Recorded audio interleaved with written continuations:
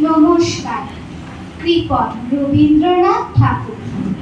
আগে ভিক্ষা করে ফিরতেছিলেন গ্রামের পথে পথে, তুমি তখন চলেছিলে তোমার স্বর্ণরথে।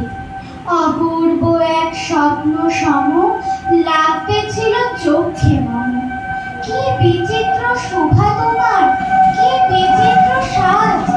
আমি মনে ভাবতেছিলেন এ কোন মহারাজ। আজি শুভক্ষণে রাত পোহালো, ভেবেছিলেন তবে আজ আমার দ্বারে দ্বারে ফিরতে নাহি হবে। বাহির হতে নাহি হতে কাহার দেখা পেলেন পথে, চলিতে রথ ধন ধান্য ছড়াবে দুই ধারে। মুঠা মুঠা কুড়িয়ে নেব, নেব ভারে ভারে। দেখে সহসা রথ থেমে গেল আমার কাছে এসে, আমার মুখ পানে চেয়ে নামলে তুমি হেসে।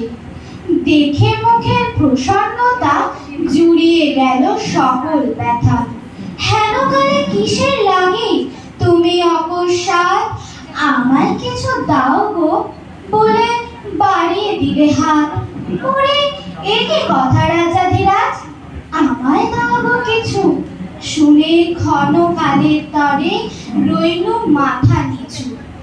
তোমার কি বা অভাব আছে ভিখারি ভিক্ষুকের কাছে? এ কেবল কৌতুকের বশে আমায় প্রবঞ্চনা। ঝুলি হতে দিলেন তুলে একটি ছোট কণা, যাবে পাত্রখানি ঘরে এনে উজাড় করি।